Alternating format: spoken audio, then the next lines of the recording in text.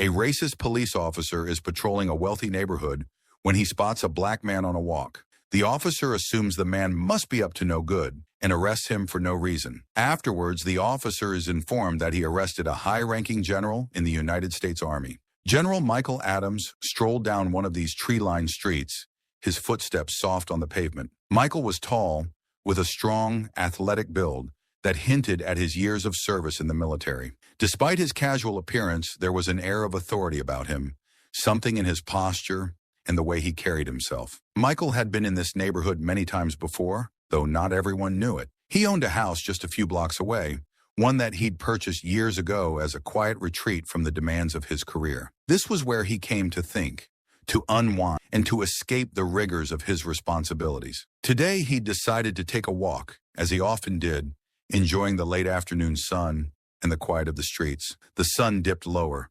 casting longer shadows, and Michael continued his walk, unaware of the events that would soon shatter this quiet routine. For now, he was just another person enjoying the simplicity of a late summer afternoon, finding peace in the ordinary moments that life had to offer. Officer James Davis adjusted his rearview mirror as he drove slowly down the street, his eyes scanning the neighborhood like a hawk searching for prey. His patrol car rolled along at a crawl, the engine purring softly. It was a routine he'd done countless times before, ensuring the streets of this affluent suburb stayed safe and orderly. Davis took pride in his work, believing himself to be the line of defense against anything that might disturb the peace of the community. The neighborhood was quiet, almost too quiet. Davis's hand rested on the steering wheel, fingers tapping absent-mindedly to a tune he could barely hear over the car's hum. He watched the familiar sights pass by, children's bicycles leaning against fences, gardeners trimming hedges, and the occasional jogger or dog walker. Everything seemed normal. Then he saw him, a black man walking alone down the street, casual as you please. Davis's eyes narrowed as he took in the man's appearance. He was tall, muscular, wearing a plain white t-shirt and jeans. His stride was relaxed, and he didn't appear to be in any hurry. There was nothing particularly alarming about him, but something about the sight set off alarms in Davis's mind. He didn't recognize the man, and that alone was enough to make him suspicious. "Who are you?" Davis muttered under his breath as he kept his eyes on the man. "What are you doing here?" Davis had been on the force for 10 years, long enough to trust his instincts, and his instincts were telling him something was off. This was an affluent, predominantly white neighborhood. In Davis's experience, anyone who didn't fit the usual mold was often up to no good. Maybe the guy was lost, or maybe he was scoping out houses. Either way, Davis wasn't going to just drive by without finding out more. He slowed the car even further, keeping pace with the man's walk. As he passed, he saw the man look over at the car briefly, his expression calm and indifferent. Davis's jaw tightened. That calmness irked him. It was as if the man wasn't concerned about his presence at all, as if he belonged there. Davis didn't like it. He made a quick decision, pulling his patrol car over to the curb and parking. He stepped out, adjusting his belt and the radio clipped to his shoulder. The man continued walking, seemingly unaware of the officer's approach. Davis felt a flicker of annoyance. He raised his voice as he moved toward the man. "Hey, you there!" Davis called out. The man stopped and turned to face Davis. He looked directly at him, his eyes steady and unflinching. "Yes, officer. Is there a problem?" he asked. Davis didn't answer immediately. Instead, he took a moment to assess the man up close. The man's face was calm, his stance relaxed, as if he didn't see Davis as a threat. That only heightened Davis's suspicion. "What are you doing here?" Davis demanded, his tone sharp. "Just taking a walk," the man replied evenly. "Is that not allowed?" Davis frowned. He didn't like the man's tone, so calm and unbothered. It made him feel like he wasn't in control of the situation, and Davis liked being in control. He took a step closer, squaring his shoulders. "I'm going to need to see some ID," Davis said, his voice carrying authority. The man raised an eyebrow but didn't move. "Why? Am I being accused of something?" Davis's patience was wearing thin. "This is a private neighborhood. We don't usually see people like you around here. I have the right to question anyone who seems out of place." The man sighed softly, and Davis's annoyance grew. "I live nearby," the man said. "Just a few blocks over. I'm not doing anything wrong, officer. I'm simply enjoying a walk." "Show me some ID," Davis repeated, his hand moving instinctively toward his belt, where his radio and other tools of authority hung. He wasn't in the mood for resistance. His training had taught him that control was everything in these situations. The man reached into his pocket, slowly and deliberately, pulling out his wallet. He held it up, showing Davis his identification. Davis took it, glancing at the name and address. His eyes flickered with surprise for a brief moment. The address was indeed a local one, but something still didn't sit right with him. Maybe it was the man's calm demeanor, or maybe it was just Davis's own sense of duty kicking in. "I've never seen you around here before," Davis said, his tone still firm. "How long have you lived here?" "Several years," the man replied. "I'm not out much, usually working. I don't see why this is necessary." Davis felt the heat rising in his face. He didn't like being questioned, especially not by someone who seemed to think they were above suspicion. His grip tightened on the man's ID. "Necessary or not, I have a job to do," Davis snapped. "We've had reports of suspicious activity in the area. I need to make sure everything is in order." The man remained silent, his eyes still locked on Davis. There was no fear in his expression, no sign of backing down. Davis hated that. He was the one in charge here, not some stranger who thought he could walk wherever he pleased. He had to assert his authority. "Stay right here," Davis ordered. "Don't move." He turned, heading back to his patrol car to run the ID. His heart was beating a little faster now, a mix of irritation and something else. Something he didn't want to admit was doubt. As he reached the car, Davis cast another glance at the man, who stood quietly, waiting. The unease in Davis's chest grew. Something about this whole situation didn't feel right, but he pushed that thought aside. He was an officer of the law, and it was his job to keep this neighborhood safe. He couldn't afford to second-guess himself. Not now. Davis sat in his patrol car, eyes on the man through the rearview mirror. As he started typing the man's details into the system, a sense of unease lingered, hanging in the air like a storm cloud waiting to break. Michael stood on the sidewalk, watching as Officer Davis walked back to his patrol car. He felt the weight of the officer's scrutiny even from a distance. The street was still, the quiet broken only by the faint chirping of birds and the hum of Davis's patrol car. Michael kept his breathing steady, maintaining his calm demeanor. He had nothing to hide. He knew he hadn't done anything wrong, but the way Davis looked at him, the questions, and the demand for his ID, it all made his muscles tense. Michael's mind replayed the exchange. The officer's tone, his insistence that Michael was out of place, the way his hand had hovered near his belt as if ready for anything. Michael knew that look. He had seen it many times during his service, a mix of suspicion and authority, often directed at those considered different or out of place. It was a look that could escalate into something much worse if not handled carefully. Michael glanced around.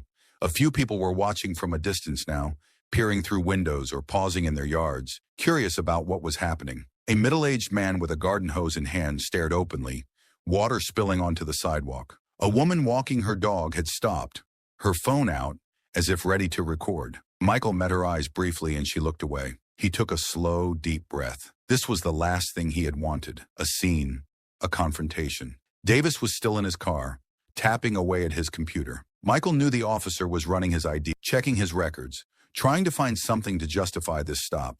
Michael had seen it before, the fishing for reasons when there weren't any to begin with. It didn't sit well with him, but he also knew reacting with anger wouldn't help. Patience, he reminded himself. Let it play out. Davis emerged from the patrol car, the ID still in his hand. His face was a mask of irritation. He walked back over to Michael, stopping just a foot away, standing a little taller, trying to assert dominance. "Your record's clean," Davis said, almost as if he was disappointed. "But that doesn't explain why you're here." "I already told you," Michael replied calmly.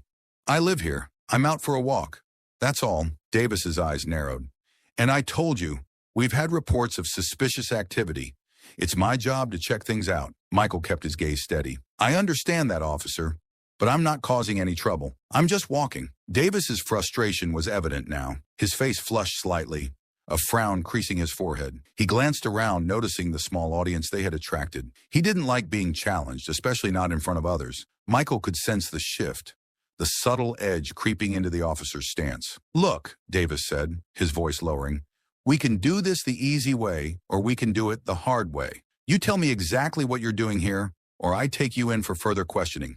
It's up to you." Michael felt a flicker of anger, but kept it in check. He knew this tactic, intimidation, pushing until the other person cracked. "I've told you everything you need to know," Michael replied evenly. "You're making a mistake." Davis's jaw tightened. "The only mistake I see is someone thinking they can walk around this neighborhood without being questioned. Now, are you going to cooperate, or do I need to escalate this?" Michael's patience was wearing thin. He had tried to reason, tried to explain, but Davis wasn't listening. This wasn't about safety It was about control, about asserting authority over someone he perceived as a threat based solely on appearance. Michael glanced at the people watching, then back at Davis. "Officer, I'm not resisting," Michael said, keeping his voice steady. "But I also know my rights. You have no grounds to arrest me.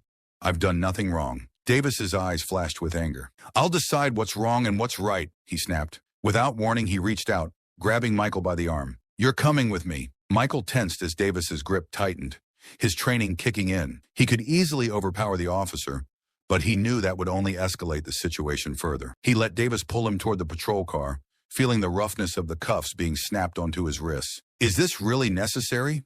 Michael asked, his voice calm but firm. Davis ignored him, shoving Michael toward the back of the car. "Get in!" he barked. Michael complied, sitting down in the back seat, his hands cuffed behind him. He looked out at the gathering onlookers, their expressions a mix of confusion and concern. The woman with the dog had her phone raised, recording the entire scene. Michael hoped that would be enough to keep things from getting worse. As Davis slammed the door shut, Michael felt a wave of frustration wash over him. He had come out for a peaceful walk, something to clear his mind, and now he was sitting in the back of a patrol car, treated like a criminal, all because of the color of his skin and the assumptions that came with it. He could hear Davis radioing in, his voice tense, as he explained the situation to the station. Michael leaned back in the seat, taking another deep breath. He knew this wasn't over. Not yet. And as much as he wanted to fight back, he knew he had to stay calm, to keep his composure, because this wasn't just about him. It was about something much bigger, something he had faced his whole life. And now, sitting in the back of a patrol car with his hands cuffed, Michael was reminded that the fight for respect and equality was far from over. The ride to the police station was silent, but the tension was palpable. Michael sat in the back of the patrol car, his wrists still bound by the cold metal of the handcuffs. He kept his eyes forward, ignoring the occasional glance Officer Davis threw at him through the rearview mirror. The scenery blurred by, the tree-lined streets of the neighborhood giving way to the busy roads leading into town. Michael's mind was racing, not with fear, but with a sense of disbelief at how quickly a simple walk had turned into this. Davis pulled into the station, parking the car in a lot filled with police vehicles. He stepped out, yanking open the back door and grabbing Michael by the arm. The station was buzzing with activity, officers moving in and out, talking on radios, carrying files. As Davis led Michael inside, a few officers glanced their way, curiosity flickering in their eyes. Davis ignored them, marching Michael down the hallway toward the holding area. Michael felt the eyes of the other officers on him, heard the murmur of whispers. It wasn't the first time he had been the subject of scrutiny, but it was the first time it had happened like this. On the wrong side of the law he had sworn to protect. Michael had spent his life upholding order, defending his country, and now he was being paraded through a police station like a common criminal. Davis pushed open a door to a small room, guiding Michael inside. It was a typical holding room, bare walls, a table, and 2 chairs. Davis motioned for Michael to sit. As Michael complied, Davis stood by the door, arms crossed, a self-satisfied look on his face. "You'll stay here until we get this sorted out," Davis said, his tone clipped. Michael met his gaze evenly. "What exactly are we sorting out, officer? You have my ID. You know where I live. What more do you need?" Davis's eyes hardened. "I need to know why you were in that neighborhood. Why you thought you could just walk around like you owned the place." Michael sighed, his frustration bubbling beneath the surface. "I wasn't doing anything wrong. I live in that neighborhood. I've done nothing to warrant this treatment." Davis's face flushed. "People like you don't just walk around neighborhoods like that without a reason," he snapped. "You could have been casing houses looking for an opportunity." Michael's eyes narrowed. "People like me?" he repeated.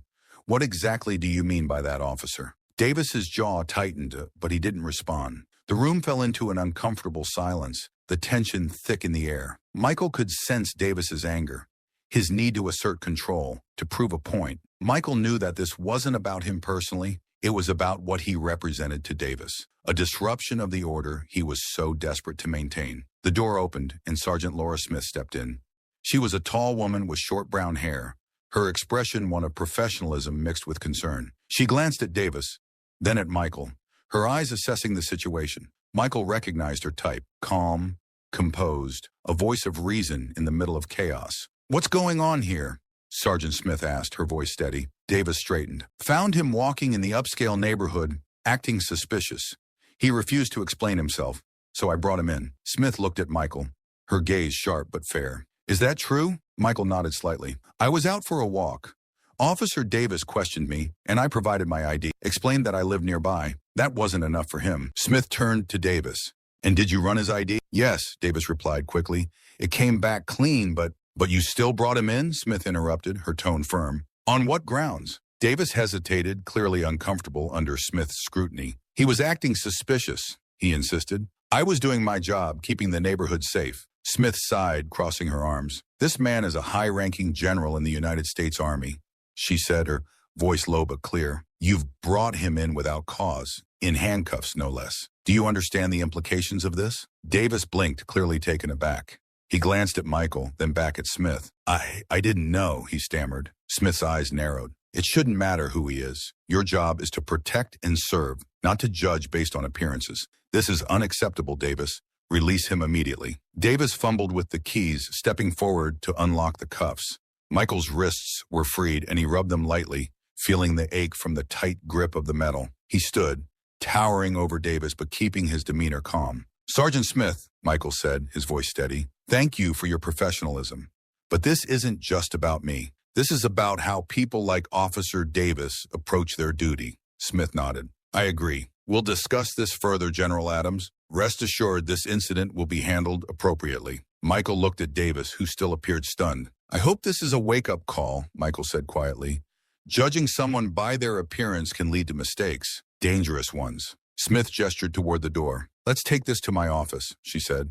We need to address what happened here today. As they left the holding room, Michael walked alongside Smith, feeling the eyes of the other officers on him. He knew this wasn't over, but it was a start. Conversations needed to be had, changes needed to be made. And if this was the catalyst, then so be it.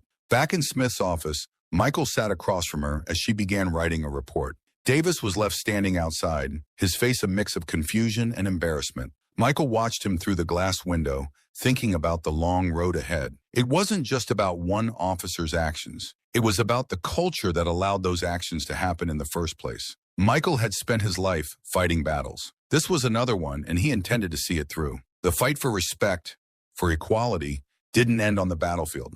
It extended to every street, every neighborhood, in every interaction. Smith set down her pen, looking up at Michael. I'm sorry for what happened, she said. We'll make sure this doesn't go unnoticed. Michael nodded. It's not about apologies, Sergeant. It's about making sure this doesn't happen again. To anyone. Smith nodded in agreement. We'll start with Officer Davis, and then we'll look at the bigger picture. Change doesn't happen overnight, but it has to start somewhere. The small office of Sergeant Laura Smith was filled with an uneasy silence. Michael sat across from her, hands resting on his knees, his face calm but alert. Sergeant Smith had just finished taking down notes from Michael's account of the incident. Her pen lay on the desk, forgotten, as she considered what to do next. Outside, the murmur of the station's activities continued, but in here, the tension was almost palpable. Smith took a deep breath, breaking the silence. General Adams, she began, I want to assure you that what happened today is not how we operate. Officer Davis's actions were out of line. This kind of behavior isn't tolerated here. Michael nodded slightly, keeping his expression neutral. I appreciate that, Sergeant, but I've seen this sort of thing happen too many times. It's not about one officer. It's about the mindset that allows this to keep happening. Smith's eyes flickered with understanding. She had been in law enforcement long enough to know that Michael was right. It wasn't just about one incident. It was about the deeper issues that needed addressing. She had joined the force to make a difference, to uphold the law fairly, and incidents like this made her realize how far they still had to go. General Adams, Smith said carefully, if you're willing, I'd like to hear more about your perspective on this, your experience both today and in your career. It might help us understand how to prevent this from happening again. Michael leaned forward, his eyes meeting Smith's. Sergeant, I've spent my life in service. I've led troops, made decisions in combat, dealt with crises of all kinds, and I've faced prejudice, quiet and not so quiet. But today was different. I was treated like a criminal for doing nothing more than walking in my own neighborhood. I've fought for this country, and yet I'm seen as a threat because of how I look. Smith listened, her face serious. We're here to protect everyone, General. But you're right. Sometimes we let our own biases cloud our judgment. Davis, he's been a good officer, but this isn't the first time I've heard concerns about his behavior. Michael nodded. It's not just about punishing Davis. It's about making sure every officer understands that their duty is to protect, not to judge. This kind of racial profiling, it's dangerous. It breeds mistrust. And when the community can't trust its police, we've failed. Smith looked down at her notes. She had always prided herself on being fair, on treating people with respect, but she knew not everyone shared that approach. We'll be conducting an internal investigation, Smith said. Davis will be suspended pending the outcome. But more than that, we need to look at how we train our officers, how we engage with the community. Michael appreciated Smith's sincerity. She wasn't just saying the right things. She seemed committed to real change. Education and training are a start, Michael said, but it's also about accountability. Officers need to understand that there are consequences for actions like this, not just for the person being profiled, but for the entire community. Smith nodded. We're going to start by holding Davis accountable, and then we'll move forward with reviewing our training programs. We need to build trust, not just enforce laws. Just then, the door to Smith's office opened, and Officer Davis stood there, looking hesitant. Smith gestured for him to come in. Davis stepped inside, standing stiffly by the door, his eyes darting between Smith and Michael. Officer Davis, Smith began, her tone measured. General Adams has explained his side of what happened today. We've run his background, and as you now know, he's a high-ranking officer in the United States Army. Your actions were unprofessional and uncalled for. Davis shifted uncomfortably, the color rising in his face. I didn't know he was a general, Davis said, his voice defensive. I thought he was up to something. I was just doing my job. Smith's eyes narrowed slightly. Your job is to protect and serve everyone in this community, not to make assumptions based on appearance. You brought in a man without cause, treated him like a suspect, and violated his rights. That's not doing your job. That's failing at it. Davis opened his mouth as if to argue, but then closed it again.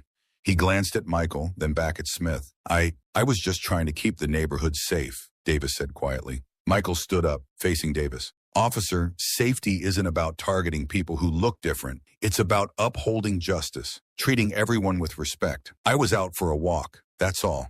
And yet, you made me feel like a criminal in my own neighborhood. That's not keeping anyone safe. Davis's shoulders slumped slightly.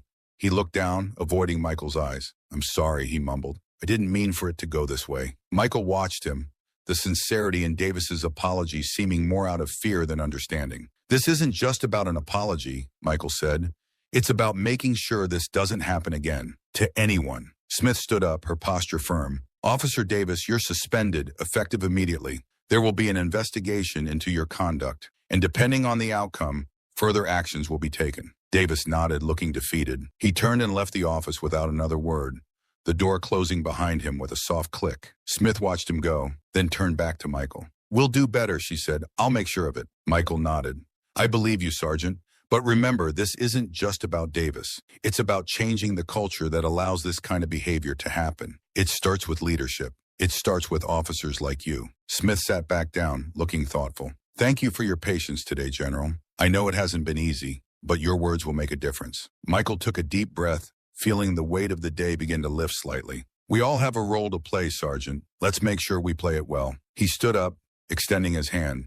Smith shook it firmly, a silent agreement passing between them. As Michael left the office, he felt a sense of purpose. This incident, while unsettling, was a chance to spark change. It wasn't just about him. It was about making sure no one else had to go through what he did. Michael stepped out into the light, feeling a sense of resolve. There was a long road ahead, but at least now he wasn't walking it alone. The news of what had happened to General Michael Adams spread quickly through the police station and into the wider community. By the next day, whispers had turned into full-blown conversations. Officers huddled together in break rooms, talking in low voices, some glancing toward Officer Davis's empty desk. The air in the station was tense, charged with the knowledge that something significant had happened. Davis's suspension was more than just a disciplinary action. It was a signal that things were changing. Sergeant Laura Smith stood in front of the gathered officers at the morning briefing. Her expression was serious, her tone steady. As many of you know, Officer Davis has been suspended pending an internal investigation. The incident involving General Michael Adams was a violation of our standards.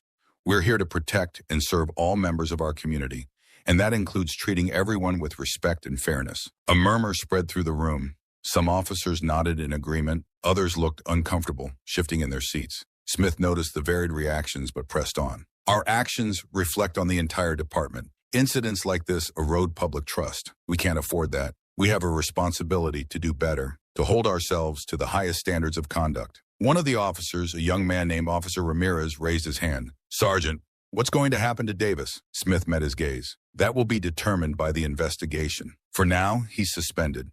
But I want to make it clear, this isn't just about Davis. It's about making sure we all understand the importance of our role in this community. Racial profiling has no place in this department." The room fell silent again, the weight of Smith's words settling over the officers. She continued, "We'll be conducting additional training sessions on racial sensitivity and de-escalation tactics. I expect full participation. We have to learn from this and make sure it doesn't happen again." As the briefing ended, officers filed out of the room, some in deep thought, others whispering to each other. Smith watched them go, hoping her words had made an impact.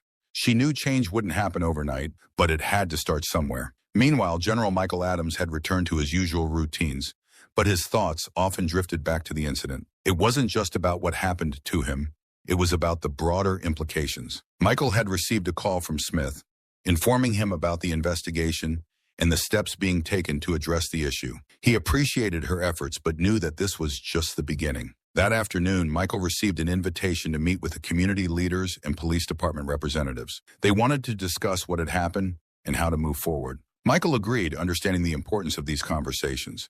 The meeting was held at a local community center, a large room filled with chairs arranged in a circle. Michael arrived to find a mix of faces: police officers, community leaders, local activists, and a few residents. Sergeant Smith was there, along with Officer Ramirez and others from the department. Michael recognized some of the community leaders, people he had worked with on various initiatives over the years. As the meeting began, the air was thick with anticipation. A community leader named Mrs. Turner, an older woman with a kind but firm demeanor, stood up to address the group. "Thank you all for coming," she began. "We're here today because of an incident that brought to light issues we can no longer ignore. General Adams, we appreciate your willingness to share your experience and to be a part of this conversation." Michael nodded, feeling the eyes of everyone in the room on him. He took a deep breath before speaking. "What happened to me was wrong," he said plainly. "But this isn't just about me. It's about how we ensure that everyone in our community feels safe, respected, and treated fairly. It's about accountability." An officer named Collins, sitting next to Smith, spoke up. "General, we want to do better. We're committed to making changes, but it's going to take time. What do you think we should focus on?" Michael appreciated the openness of the question. "Start with training," he replied, "not just on racial sensitivity, but on how to engage with the community. Officers need to understand that their role is to protect, not intimidate, and there needs to be clear consequences for those who cross the line." Mrs. Turner nodded in agreement. "Trust is key.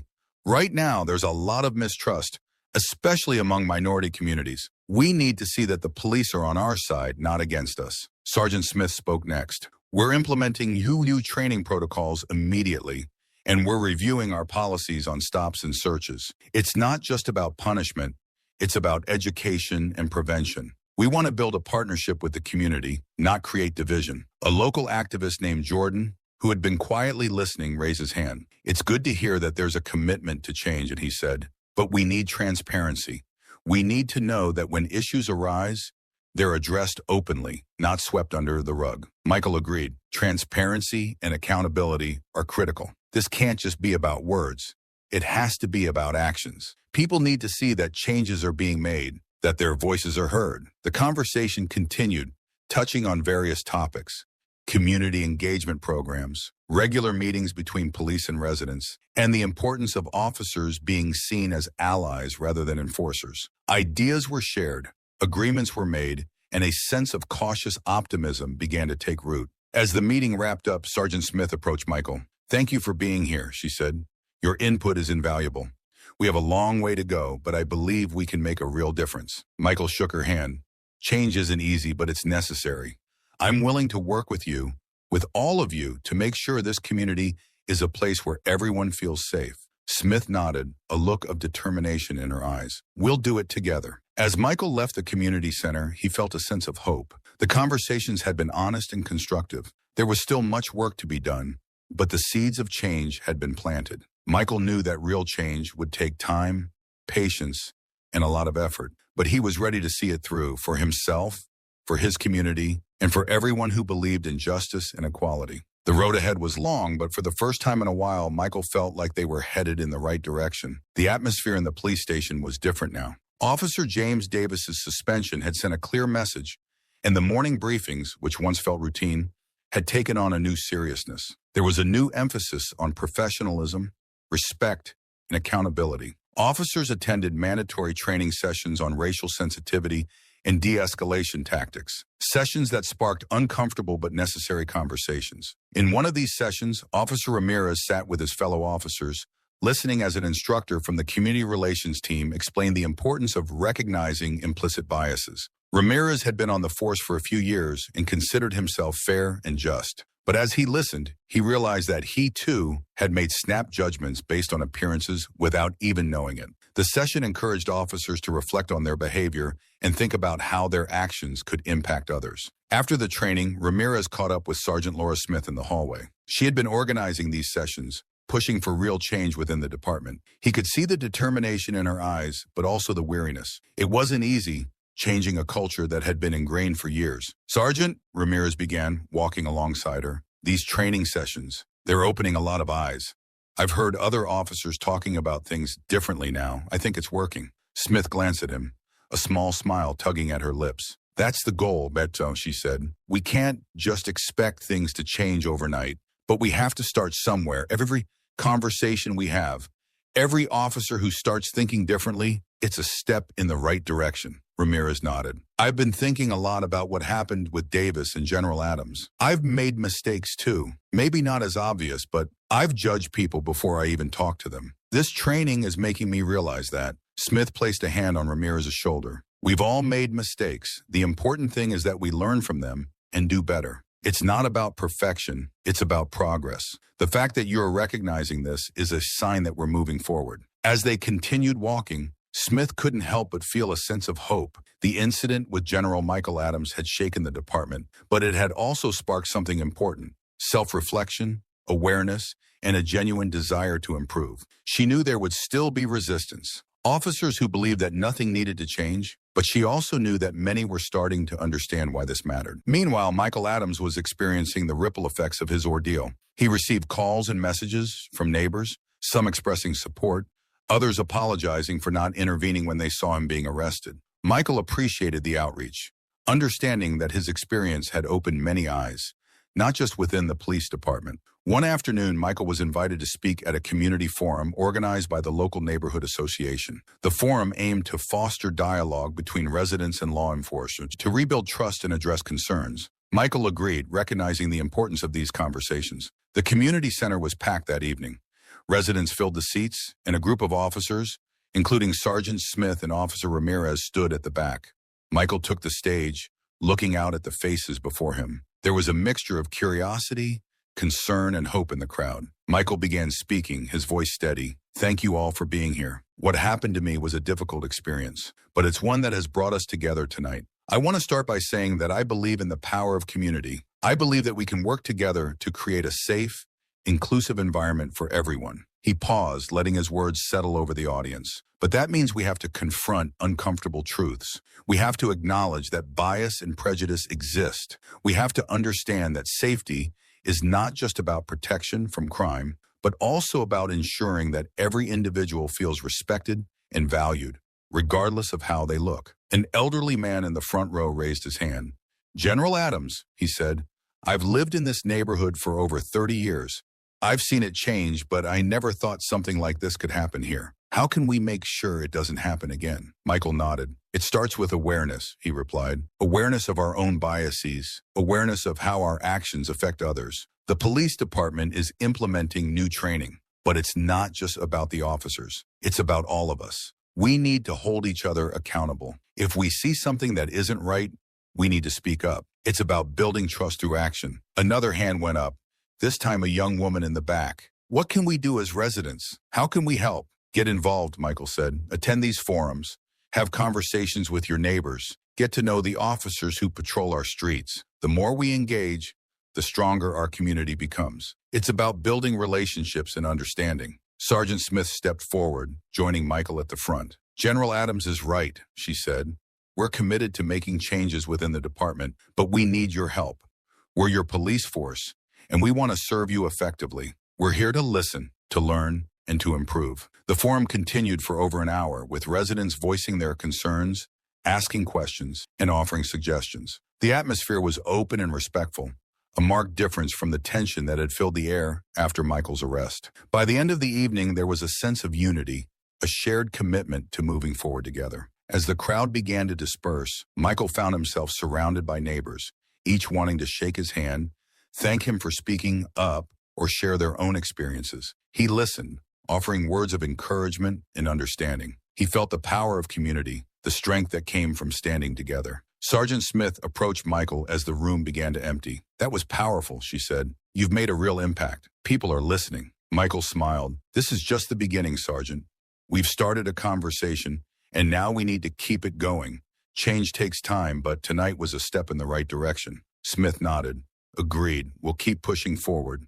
Together." As Michael left the community center that night, he felt a renewed sense of purpose. The events of the past days had been challenging, but they had also been transformative. The tides were turning, slowly but surely. Michael knew that there would be more work to do, more conversations to have, but he was ready for it. Change was happening, and for the first time in a long while, Michael felt hopeful. He looked up at the night sky, stars shining brightly above, and took a deep breath. There was still a long way to go, but he had faith that they were on the right path. A few weeks had passed since the community forum, and a new sense of awareness had settled over the neighborhood and the police department. Conversations about respect, bias, and justice continued to echo in the halls of the police station and in the living rooms of homes. There was a shared understanding that, while progress had been made, the work was far from over. Michael Adams resumed his daily walks, just as he had before the incident. Only this time, things felt different. The stares that once held suspicion were now replaced with nods of acknowledgement and friendly waves. Neighbors who had previously kept their distance now approached him with smiles, eager to exchange a few words. Michael appreciated these small gestures. They were signs that his message had been heard. That change, however gradual, was taking root. One crisp morning, Michael strolled down the familiar tree-lined streets,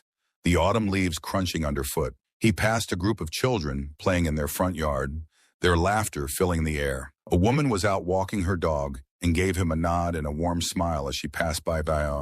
"Good morning, General Adams," she called out. "Morning and all," Michael replied, tipping his head in return. As he continued his walk, Michael noticed a patrol car slowly approaching from the opposite direction. For a moment, his muscles tensed, a reflex from the memory of his last encounter. But as the car drew nearer, he recognized Officer Ramirez behind the wheel. Ramirez rolled down his window and smiled. "Good morning, General," Ramirez said, his tone friendly. "How are you today?" Michael returned the smile, feeling a sense of ease. "I'm well, Officer Ramirez. Just out enjoying the weather." Ramirez nodded. "Good to hear. If you ever need anything, don't hesitate to reach out. We're here for the community, after all." Michael appreciated the sentiment. "Thank you, officer. It's good to see things moving in the right direction." As Ramirez drove off, Michael felt a wave of gratitude. It wasn't just about the changes in policies or the new training programs. It was about the shift in mindset, the willingness of individuals to engage and learn. Michael continued his walk, passing more neighbors who greeted him with friendly nods and hellos. The neighborhood, which once felt like a place of judgment, was beginning to feel like home. Later that day, Michael had a meeting scheduled with Sergeant Laura Smith at the police station. She had invited him to discuss the ongoing reforms and hear his thoughts on their progress. As Michael entered the station, he noticed a different atmosphere. There was a sense of purpose, of professionalism. Officers moved with intent, some of them pausing to greet Michael as he passed. In Smith's office, the sergeant stood to greet Michael, offering a firm handshake. "General Adams, thank you for coming. Please have a seat." Michael sat down, appreciating Smith's direct approach. She got straight to the point, a trait Michael respected. "I wanted to give you an update on the investigation," Smith said. "Officer Davis has been formally dismissed from the force. The investigation confirmed that his actions were in violation of department policies. His dismissal wasn't just about punishment. It was about setting a standard for what we expect from our officers." Michael nodded. "I think that was the right decision. Davis's behavior was unacceptable, and his actions undermined the trust between the police and the community." Smith sighed, looking thoughtful. "It's not an easy thing, letting someone go, but we need officers who are committed to fairness and justice. We've implemented new training protocols, and we're focusing on community engagement. Officers are now required to attend monthly workshops on de-escalation and cultural awareness. We're also organizing regular community meetings to maintain open lines of communication." Michael was pleased to hear this. These are important steps, Sergeant. I've noticed the difference already. The way the officers are interacting with the community, it's changed. People feel heard. Smith smiled. We've received positive feedback. The community feels more connected, more willing to engage with us. It's encouraging to see how a little change in attitude can make a big difference. Michael leaned forward, his voice serious. But we can't stop here. We need to keep this momentum going. It's not just about policies and training. It's about culture. We need to create a culture of respect, where every officer understands that their duty is to protect and serve everyone without bias. Smith nodded. I agree. We've made progress, but there's still more to do. I'm committed to seeing this through, and I know others are too. Michael stood up, extending his hand once more. Thank you, Sergeant, for your leadership and for taking this seriously. Change isn't easy, but together we can make a difference. Smith shook his hand firmly. Thank you, General Adams. Your courage in speaking out has been a catalyst for these changes. We won't forget that. As Michael left the station, he felt a sense of closure. The incident that had started with suspicion and hostility had led to meaningful dialogue and real change. It was a reminder that even difficult situations could be opportunities for growth. Michael was proud of the steps they had taken, but he knew that vigilance was key. The fight for justice and equality required constant effort and commitment.